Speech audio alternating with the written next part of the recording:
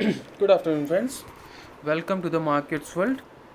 और फ्रेंड्स, आज हम बात करने वाले हैं पीई रेशियो के बारे में। Price earning ratio. PE ratio क्या होता है फ्रेंड्स?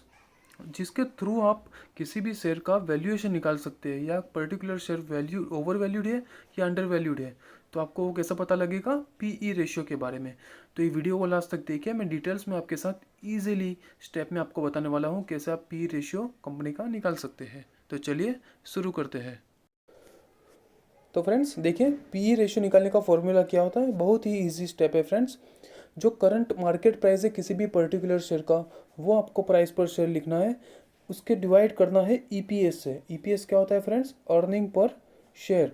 अब अर्निंग पर शेयर कैसे होता है फ्रेंड्स? जैसे कंपनी का, किसी भी पर्टिकुलर कंपनी का जो नेट प्रॉफिट होता है फ्रेंड्स, और कंपनी के पास जो इक्विटी शेयर्स होते हैं उसको आप डिवाइड कर देते हैं, तो आपको कंपनी का ईपीएस मिल जाता है। और रेडीमेड आपको ये ईपीएस किसी भी वेबसाइट पे आपको देखने को मिल जाएगा। एग्जाम्पल के तौर पे हमने लिखा हुआ है फ्रेंड्स कि एक कंपनी है पर्टिकुलर, उसका जो करंट मार्केट प्राइस है वो है कितना है फ्रेंड्स? 150। और उसका जो ईपीएस है फ्रेंड्स वो है 10।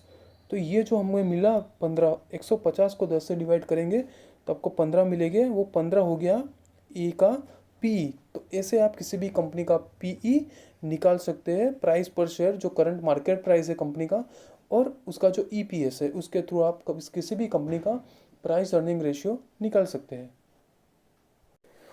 अब ये पीई रेशियो निकालने के बाद फ्रेंड्स, जो आपका नेक्स्ट स्टेप रहेगा वो है कंपेयर करना, कंपेरिजन करना है पर्टिकुलर शेयर को। अब कंपेयर कैसे करना है फ्रेंड्स? जैसे कि आपने किसी भी पर्टिकुलर कंपनी को, मान लीजिए आपने मेटल सेक्टर से एक कंपनी उठाई है, उसका पी रेशियो आपने निकाला है। अब उसका जो पी रेशियो है फ्रेंड्स, वो ज़्यादा है या कम है, वो आपको कैसे पता लगेगा? तो उसके लिए आपको उसके जो पीयर्स है, वो सेम सेक्टर की जो और कंपनीज है, उसके आपके पी को चेक करना है। और एक पर्टिकुलर जो सेक्टर है, मेटल सेक्टर, उसका जो इंडस्ट्री का एक एवरेज पी निकल के आता है फ्रेंड्स, उसको आपको कंपेयर करना है। उसके थ्रू आप जान पाएंगे कि आपके पर्टिकुलर शेयर का पी जो है वो है हाई है या लो है। ऐसा आप पता लगा सकते हैं। तो फ्रेंड्स आगे चलते हैं। हमने यहाँ पे लिखा हुआ है लो पीई। अब लो पी, जैसे कि किसी भी पर्टिकुलर शेयर का आपने पी निकाला है और इंडस्ट्री के पी के हिसाब से वो आपको कम मिल रहा है, तो उसके रीजंस हो सकते हैं, पर्टिकुलर रीजंस हो सकते हैं। उसमें पहला रीज़न जो रहने वाला है फ्रेंड्स वो है, जो स्टॉक है वो अंडर वैल्यूड है। मतलब जो कंपनी का जो वैल्यूएशन निकल के आता है, फेयर वैल्यूएशन, उससे भी वो कम प्राइस पे अभी मार्केट में ट्रेड कर रहा है, तो आपको ये बढ़िया डील मिल रही है, लो पी। सेकंड रीज़न हो सकता है फ्रेंड्स कि कंपनी का जो ग्रोथ है फ्रेंड्स, वो लॉन्ग टर्म में आप देखते हैं ईयर टू ईयर, तो ग्रोथ आपको बढ़िया नहीं मिल रहा है, वो लो ग्रोथ पे कंपनी चल रही है। अब लो ग्रोथ पे कंपनी चलेगी तो क्या है फ्रेंड्स, उसका जो पी रहने वाला है वो भी लो ही रहने वाला है।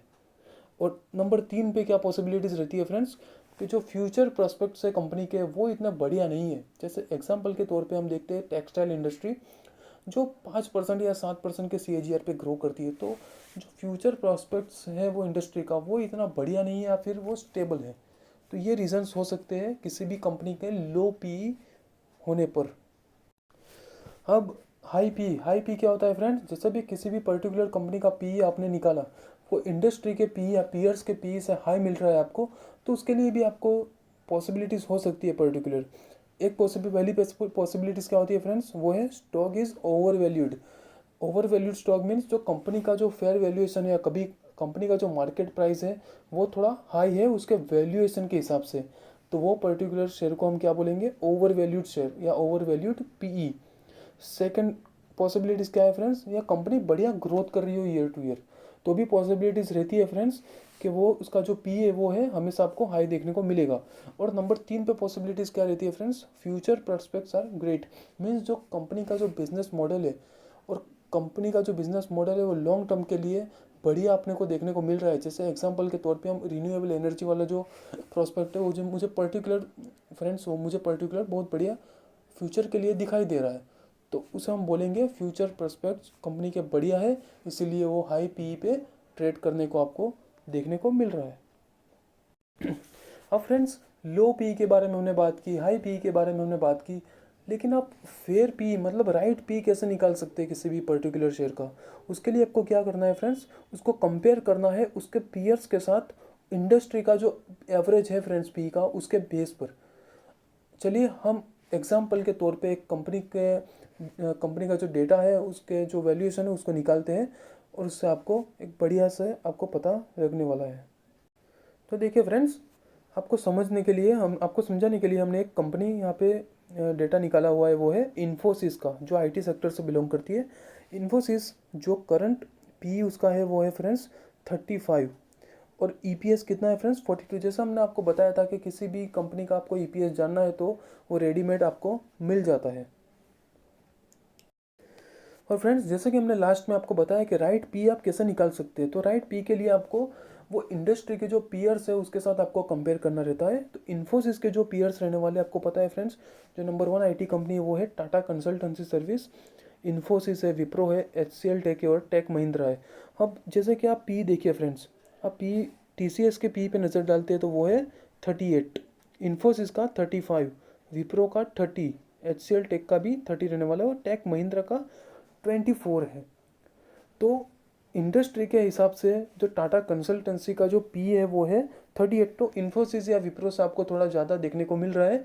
उसका ये रीज़न नहीं है फ्रेंड्स कि वो ओवर वैल्यूड है, उसका ये भी रीज़न है फ्रेंड्स कि वो हाई ग्रोथ दिखा रहा है, तो उसका पी जो है वो 38 का है।